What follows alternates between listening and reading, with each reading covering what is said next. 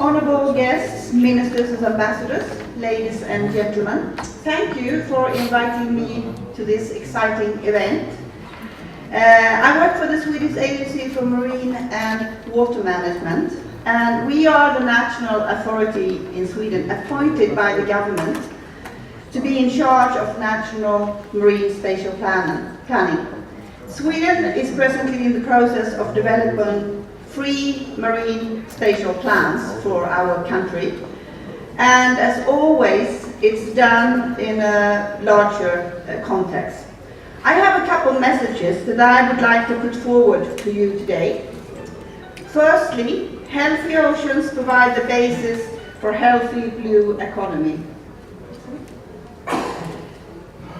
The development of these 3 marine spatial plans on a national level in Sweden, together with 87 coastal municipalities' comprehensive plans on a local level, is done in the context of contributing to the by the world agreed sustainable development goals. Just to trigger your minds, Stockholm Resilience Center in Sweden and other scientists have reconstructed these sustainable development goals a little bit. What has been called the wedding cake. 3 layers.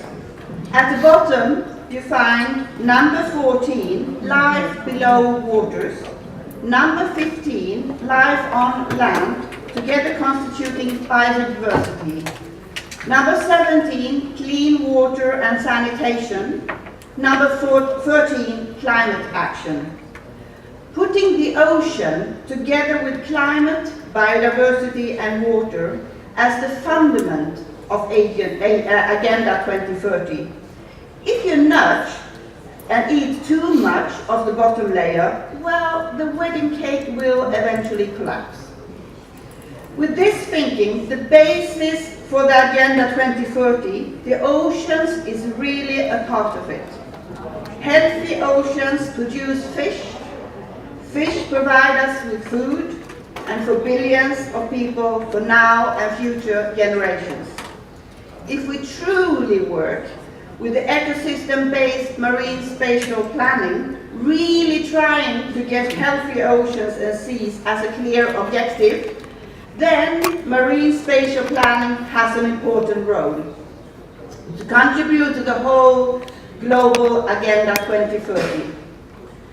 The Ocean Conference took place in June this year at the headquarters of the United Nations in New York. It was the first implementation conference of the Agenda 2030, so the ocean is at the center of the agenda. The Swedish government, together with co-hosting this event, and a message, of course, not only the goal 14, but also how it's important for the whole agenda. Call for action was at the core of the whole conference, and in the call for action agreed upon from the conference, marine spatial planning was lifted in a global context. And the Swedish government truly thinks that the adoption of 2030 Sustainable Development Goals and the European Initiative on International Ocean Governance provide a strong framework of improving ocean health, protecting the marine environment, and encouraging a sustainable development of the blue economy. The second message I would like to share with you is partnerships, the crown of the wedding cake. The couple at the top, number 17, the partnerships, to make alliances and come together in implementing our common agenda, assuring that strategies are taking effect not only on sea basins, but maybe most importantly on local level, because it's in the real life that things are happening. And building alliances, strengthening the network is just what we are doing in the Baltic Sea region. One can look upon it as multi-level governance, and it's important that all administrative levels are well connected. Sweden is in the process of developing 3 national marine spatial plans. Sweden is divided into 21 counties, and amongst them 14 coastal counties and regional councils. The county administrative boards directly under the government, sharing the same geographical area as the regional councils. And the regional councils are politicians elected on a regional level and responsible for regional development in Sweden. We have all in all 87 coastal municipalities with the authority to plan their territorial area, both land and sea, all the way out to the territorial border, but few so far have actually planned their marine territory. We also have 10 neighboring countries. Sweden borders all of them. And as was pointed out by Andrew, we have two intergovernmental organizations that unite us all. HELCOM, which field is of expertise is environment, 40 years old, a little bit more, and has a favorite book, the Baltic Sea Action Plan. And VASAB, Visions and Strategies Around the Baltic Sea, which field of expertise is planning. 25 years old and has a favorite book, VASAB Long-Term Perspective. And as pointed out by Andrew earlier on, 2010, they jointly developed marine spatial planning principles based on the ecosystem approach, formed this MSP working group, and set up a roadmap for marine spatial planning. Before I continue to next slide, I'm just going to point out a region which I will come back to shortly, the county of Västra Götaland. Then back to the the Baltic Sea region, and zooming into the central Baltic. We share a sea basin with one fish resource, one green infrastructure, and one shipping network, etc. In order to support the MSP process in Sweden, we are presently developing an analytic tool estimating the cumulative environmental impact during the planning process. This tool is called Symphony. It allows us to early identify areas of concern so mitigation planning options can be considered. Impact is based on the following parameters: pressure, intensity, ecological values, sensitivity of ecosystem components. And this is used as a tool to help when we are planning what areas are going to use for what. And we are intending to scale up the work and doing it for the whole Baltic Sea region in the coming 2 years. So yes, collaboration is essential.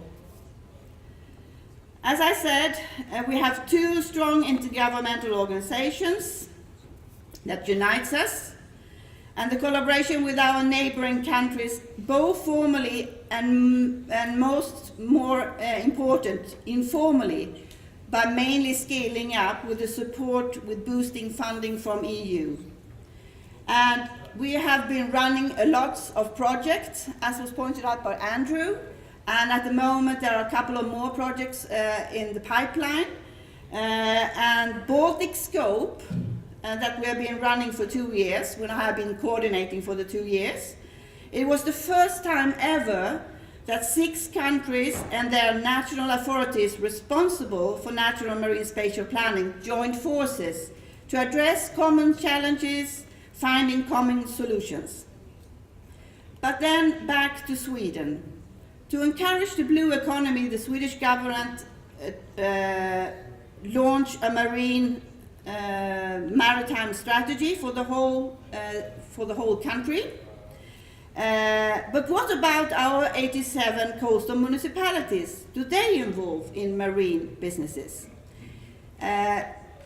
One organization in Sweden called Vinnova performed a national study during 2013, and that's the map that you can see here, pointing out where do maritime activities actually take place in Sweden. Where do we have the companies who are actually dealing with marine issues? And they are scattered mostly along this coastline with some clusters, specifically on the west coast of Sweden. And this study was done 2013, and now we are doing a following up. So it will be quite interesting when this following up will happen. What has happened so far? And what will happen once we now have a national maritime strategy as an umbrella? But as I pointed out, you have the west coast of Sweden there, and the west coast of Sweden we have a county and that's called Västra Götaland, and the regional council that are sharing the same geographical area. And as I said earlier on, the regional council are the ones in charge of the regional development. And already 2008, like 7 years before the national strategy was actually born, they launched their regional maritime strategy. The governmental county administrative board, together with the regional council of Västra Götaland, we have supported and encouraged the coastal municipalities to take on the challenge to start planning also their marine territory. As we have this unique, it's not that common around the world that the municipalities on a local level do actually do the planning all the way out to the territorial border. But we, as representatives from the government, we have supported and encouraged the municipalities to take on the task. So a steering group of local politicians, both the ones in charge and the ones in opposition, from 4 neighboring municipalities decided to take on the task 2012. And last year, 2016, they decided on their joint maritime business plan with blue societal goals decided by the politicians and now taking place. And this year, they have launched their blue comprehensive plan, jointly developed these 4 municipalities with support, of course, from the government and as well as the regional council. And then to further on, they are now making an action plan of their maritime business plan to further develop the work.